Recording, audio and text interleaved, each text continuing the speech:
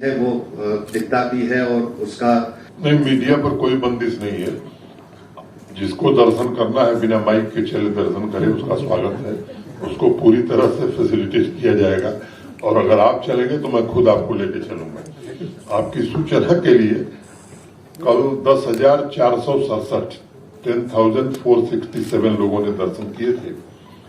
आज 11 बजे तक 6,801 6,801 ये संख्या है दर्शनार्थियों की। मुझे लगता है कि उस ट्रैक को इस बार काफी बेहतर बनाने में हमें सफलता मिली है और बीआरओ ने बड़ा ही सराहनीय काम किया है। जहां जहां गुंजाइश थी वहां विड्थ भी बढ़ाई गई है, सेफ्टी रेलिंग्स भी वहां लगाई गई है और मजबूत सेफ्टी रेलिंग्स लगाई गई है।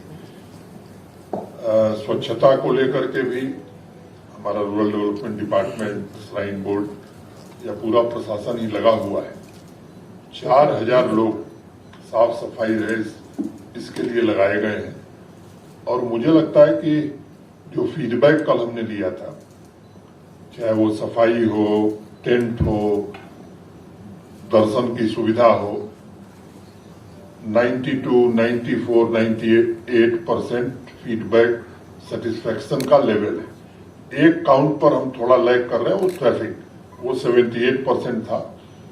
कोशिश हम लोग पूरी मेहनत से, ईमानदारी से कर रहे हैं और मुझे लगता है कि 1-2 दिन में वो भी हम 90 क्रॉस कर जाएंगे। इसमें आप सबका भी सहयोग चाहिए। हम लोगों ने अपने आईजी ट्रैफिक को कहा है कि एक शेड्यूल बना करके ट्रैफिक का जम्मू और कश्मीर दोनों रीजन में कैसे मूवमेंट है, किसको कब जाना चाहिए, क्योंकि बहुत सारे लोग गैर जानकारी के अभाव में जैसे आरोपी लग गई। अब यात्री बाहर से आया है, दूसरे प्रदेश से आया, उसको नहीं मालूम है, वो चला आता है तो स्वाभाविक रूप से फोर्सेस के लोग उसे रोकते हैं।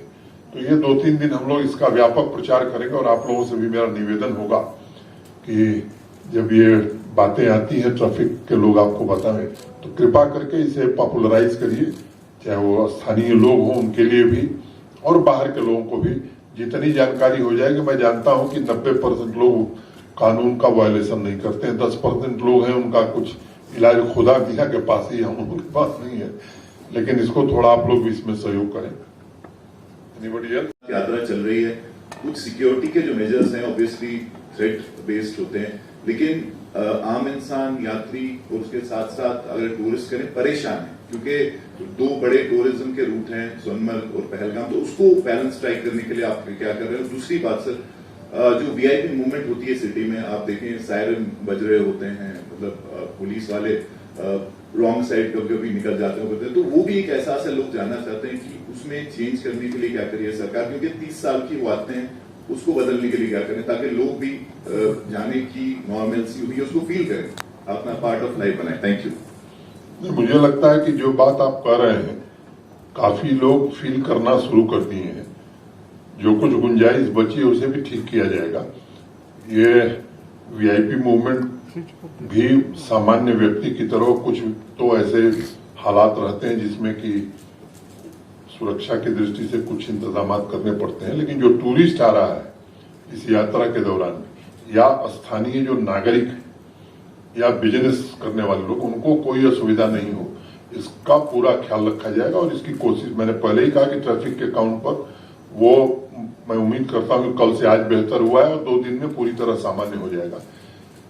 हाँ, ये जरूर है कि सबके लिए समय सीमा निर्धारित करनी होगी ताकि किसी को कोई असुविधा न हो और आपसे इसीलिए मैंने अनुरोध किया कि आप लोग भी इसको थोड़ा लोगों तक पहुंचाने में हमारी मदद करिए।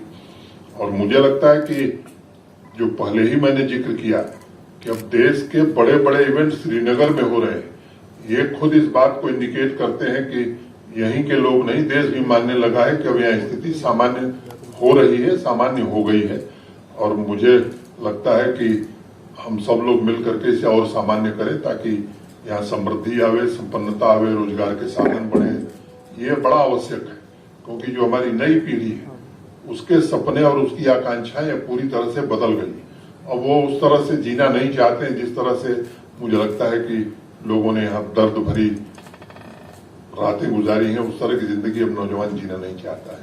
तो हम सब मिल करके चाहेंगे तो जरूर ऐसी स्थिति बन जाएगी। साहब, इस साल एक डेमोलिशन ड्राइव चली थी उसमें बाद में कहा गया था कि एक सिंपैथेटिक व्यू लिया जाएगा जिनके पास ज्यादा जमीनें नहीं है देखिए, मैं जब चली थी तब भी मैंने कहा था किसी गरीब आदमी को नहीं छुआ जाएगा, और मुझे खुशी इस बात की है कि 1 या 2 एबरेशन हुए थे उसको शाम तक हम लोगों ने करेक्ट कर दिया था। किसी भी गरीब और कमजोर व्यक्ति को नहीं छुआ गया है। अब ये है कि हम समर्थ हैं, हमारे पास अपना भी है और सरकार की जमीन भी दखल की है, तो मुझे लगता है कि मैंने पहले ही कहा कि सरकार का या प्रशासन का मूल मंत्र यही होना चाहिए कि सरकारी संसाधनों पर सबसे पहला हक गरीब आदमी का होना चाहिए। गरीब अगर आदमी है, मध्यम वर्गीय है, तो जरूर सिंपैथेटिक व्यू लिया जाएगा और कानून के दायरे में जो संभव होगा वो जरूर मदद की जाएगी। Two things. One, is this, just to clarify, is this government? इस दृष्टि से मैं देखता नहीं, वो कश्मीर का हो या जम्मू का हो, जिसके पास जमीन नहीं उसको जमीन दी जाएगी। उसमें सर रिफ्यूजीज भी आ रहे हैं जो पीओके के थे, उनके मैंने केवल एक क्राइटेरिया है, वो एलिजिबल हो प्रधानमंत्री आवास योजना के लिए, जमीन नहीं है तो जमीन सरकार देगी, that's all. No religion, no bar, भूमिहीन, यही क्राइटेरिया है, और एलिजिबिलिटी ऑफ पीएमएवाई।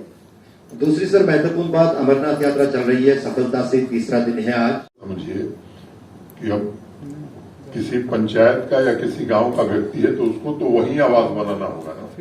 तो सामान्य तौर पर मुझे नहीं लगता है कि ऐसा कोई गांव या ऐसी कोई पंचायत होगी जहां सरकारी भूमि हमारे पास उपलब्ध नहीं है। तो जो लोग जहां के रहने वाले वहीं उन्हें भूमि दी जाएगी, क्योंकि अब अनंतनाग के किसी पंचायत के व्यक्ति को अगर हम ले जाकर के सांबा में जमीन देंगे तब तो हम उसके साथ और अनर्थ करने वाले। सर, पिछले कुछ सालों से हालात काफी बदले हैं। आज हम तो